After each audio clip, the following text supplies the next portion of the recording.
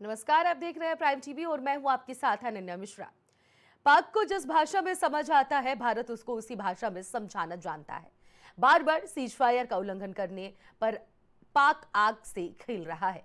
वो शायद भूल जाता है कि आग से खिलने का अंजाम आखिर क्या होता है। भारत ने लगातार पाक की हर हरकत का माकूल जवाब दिया है। इस रिपोर्ट के जरिए देखिए। मिट्टी में मिल गए आतंकी ठिकाने, मिट्टी में मिल गए पाकिस्तानी एयरबेस, मिट्टी में मिल गई पाकिस्तानी हुक्मरानों की हेकड़ी, वो भी सिर्फ 3 दिन में। पाकिस्तान का हर हमला नाकाम हुआ है और जब भारत ने पलटवार किया तो पाकिस्तान में कोहराम मच गया। आसिफ मुनीर और शहबाज शरीफ की सांसें अटक गई थी। युद्ध विराम लगने के बाद आज जब पीएम मोदी ने राष्ट्र के नाम संबोधन दिया तो उन्होंने चेतावनी दी कि सिर्फ हमने आतंक पर कार्रवाई स्थगित की है, लेकिन आतंक के खिलाफ हमारी कार्रवाई कभी भी जारी हो सकती है। और मैं फिर दोहरा रहा हूं, हमने पाकिस्तान के आतंकी और सैन्य ठिकानों पर अपनी जवाबी कार्रवाई को अभी सिर्फ स्थगित किया है। आने वाले दिनों में हम पाकिस्तान के हर कदम को इस कसौटी पर मापेंगे कि वो क्या रवैया अपनाता है। ये सुन उन आकाओं की रूह कांप गई जो पाकिस्तान में बैठकर भारत के खिलाफ जहर उगलते हैं। पाकिस्तान से 3 दिन चली लड़ाई में भारतीय थल सेना और भारतीय वायुसेना का अहम रोल रहा। दोनों सेनाओं ने पाकिस्तान की कमर तोड़ दी। हालांकि नेवी भी पूरी तरह से तैयार थी, लेकिन उसने पाकिस्तान को चोट नहीं पहुंचाई। लेकिन भारत ने जवाबी कार्रवाई में उसके कई एयरबेस बुरी तरह ध्वस्त कर दिए। मुरीद चकवाल एयरबेस पाकिस्तान के पंजाब प्रांत में स्थित प्रमुख सैन्य हवाई अड्डों में से एक था। इस्लामाबाद से लगभग 120 किलोमीटर दूर पाकिस्तान वायुसेना के लिए एक रणनीतिक केंद्र। उपयोग हवाई रक्षा, प्रशिक्षण और युद्धक अभियानों में किया जाता है।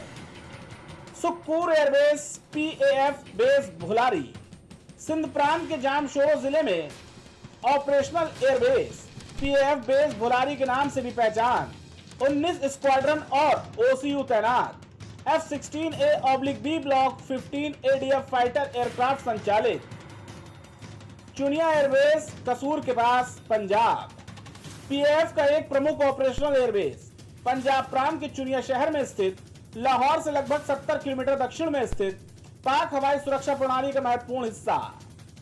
नूर खान एयरबेस रावलपिंडी पाक वायुसेना का प्रमुख ठिकाना रावलपिंडी के चकला क्षेत्र में स्थित इस्लामाबाद इंटरनेशनल एयरपोर्ट के पास पाक के पूर्व प्रमुख एयर मार्शल नूर खान के नाम पर रखा गया। वीआईपी मूवमेंट और लॉजिस्टिक्स ऑपरेशन में इस्तेमाल पाक वायुसेना की लाइफलाइन कहा जाता है। रफीकी एयरबेस शोरकोट पाक के झंग जिले में शोरकोट के पास स्थित आक्रामक हवाई अभियान के लिए मशहूर।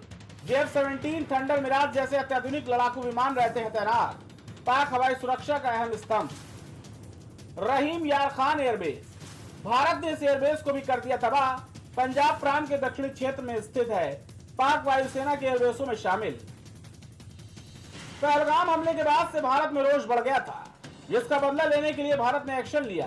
भारतीय सेना के लेफ्टिनेंट जनरल राजीव घई ने बताया कि 100 से अधिक आतंकियों को मार गिराया गया है। दहशतगर्दों की कमर तोड़ कर रख दी गई। साथ ही साथ सेना की तरफ से चेतावनी भी दी गई कि अगर आतंकियों ने दोबारा किसी भी तरह की हिमाकत की तो उन्हें फिर जहन्नुम में पहुंचाया जाएगा। मालूम हो कि भारत की तरफ से कार्रवाई में पाक के कई खूंखार आतंकियों को मौत की नींद सुला दी गई। मुदस्सर खादियान खास उर्फ अबू जुंदाल लश्कर तैयबा का आतंकी था। जुंदाल मरकज तैयबा का प्रभारी था। भारत के खिलाफ कई साजिश का मास्टरमाइंड। हाफिज मोहम्मद जमील जैश ए मोहम्मद से जुड़ा था। हाफिज मोहम्मद मसूद अजहर की बहन का पति था। मरकज सुभान अल्लाह की कमान संभाल रहा था। युवाओं को कट्टरपंथी बनाने में अहम भूमिका। जैश ए मोहम्मद के फंडिंग जुटाने में सक्रिय। मोहम्मद यूसुफ अजहर उर्फ उस्ताद जी जैश ए मोहम्मद से जुड़ा था। यूसुफ समूह के संस्थापक मसूद अजहर का साला था। जैश ए मोहम्मद के लिए हथियारों की ट्रेनिंग संभालता था। भारत की फ्लाइट हाईजैकिंग का था आरोपी। कई आतंकी हमलों में था शामिल। खालिद उर्फ अबू आकाशा लश्कर तैयबा से जुड़ा था। आकाशा कई आतंकवादी हमलों में था शामिल। अफगानिस्तान से हथियारों की करता था तस्करी। मोहम्मद हसन खान जैश ए मोहम्मद के ऑपरेशन कमांडर का बेटा। अफजल खान कश्मीरी का बेटा था मोहम्मद हसन, जम्मू और कश्मीर में आतंकी हमले को देता था अंजाम। भारत ने सिर्फ 72 घंटे में तबाही मचाई, जिससे पाकिस्तान के चूल्हे हिल गए और उसे संघर्ष विराम के लिए आगे आना पड़ा। वहीं भारतीय सेना ने साफ कर दिया कि ऑपरेशन सिंदूर अभी जारी है। भारतीय सेना और वायुसेना की तरफ से ऐलान तब किया जब मुनीर और उनकी सेना ने एक बार फिर से संघर्ष विराम का उल्लंघन किया। लेकिन आज जब नरेंद्र मोदी सामने आए तो उन्होंने साफ कह दिया कि पानी और खून एक साथ नहीं बह सकते। भारत का मत एकदम स्पष्ट है। टेरर और टॉक एक साथ नहीं हो सकते। टेरर और ट्रेड एक साथ नहीं चल सकते और पानी और खून भी एक साथ नहीं बह सकता। भारत की चेतावनी के बाद भी पाक बाज नहीं आ रहा है। लगातार कोई ना कोई वो ऐसी हरकत कर दे रहा है जिससे भारत मजबूर है उस पर कार्रवाई करने के लिए। अब देखना यह होगा कि जब भारत पाक पर हमला करेगा तो पाक किस बिल में जाकर हमसे बचेगा। Output desk, prime TV.